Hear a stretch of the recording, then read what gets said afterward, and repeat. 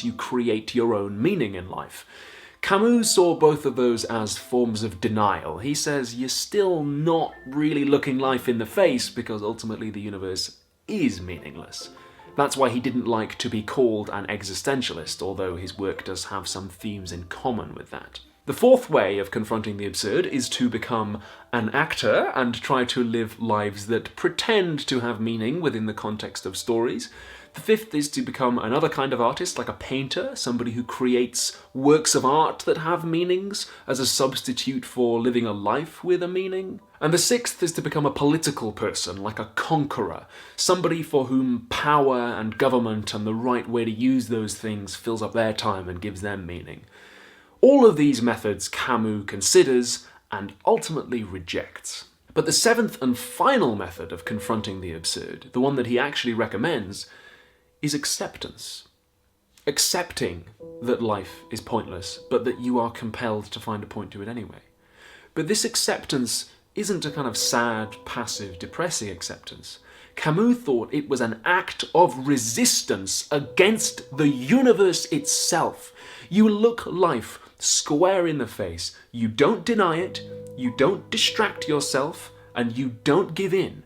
And you live life anyway, in full knowledge of its pointlessness. In Greek mythology, Sisyphus was doomed to roll a boulder up a mountain every day and then watch it roll back down again every night, forever. And Camus says the only way Sisyphus can really be happy is if he accepts the pointlessness of that task, and he decides to own it and go down the mountain every night, smiling.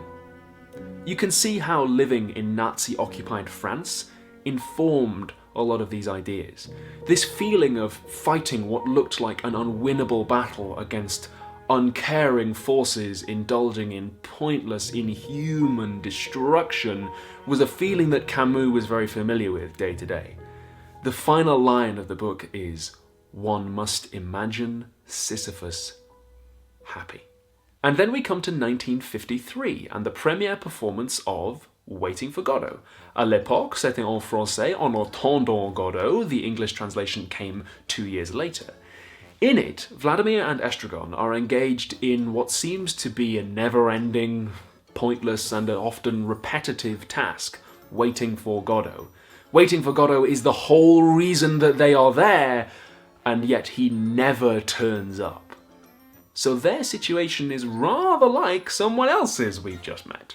The play is about what people do when confronted with the absurd, with the compulsion to find meaning where no meaning exists. And throughout the play, the characters try all of the methods of confronting the absurd that Camus suggests. They talk about killing themselves, but they don't. They talk about attempting some sexual pleasure or becoming more physically comfortable with food or with their shoes. Vladimir considers some religious ideas at various points, but they don't really seem to satisfy him. All of the characters are, of course, metatextually played by actors, and so they are examining that way of confronting it too. Vladimir tries singing at one point, and various popular interpretations of the play present the two as being rather like a music hall double act generally.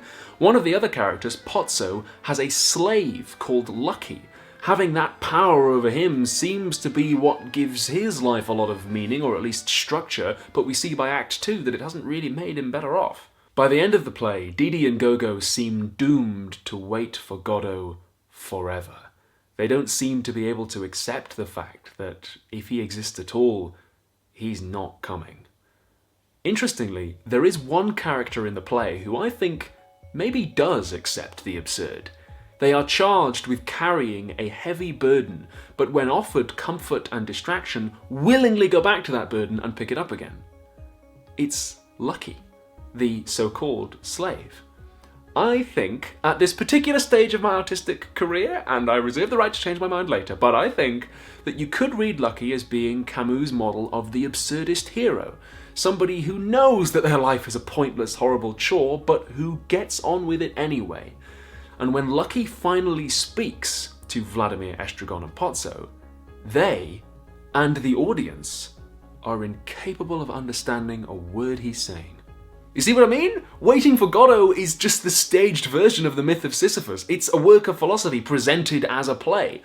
Now, of course, If you're an actor, none of that tells you how you should play the roles. There's a big difference between delivering a lecture on symbolism in Beckett and, you know, actually getting up and making somebody feel something. But if you're going to go and see Waiting for Godot as an audience member, which you should, then I hope that this helps you understand it a little better.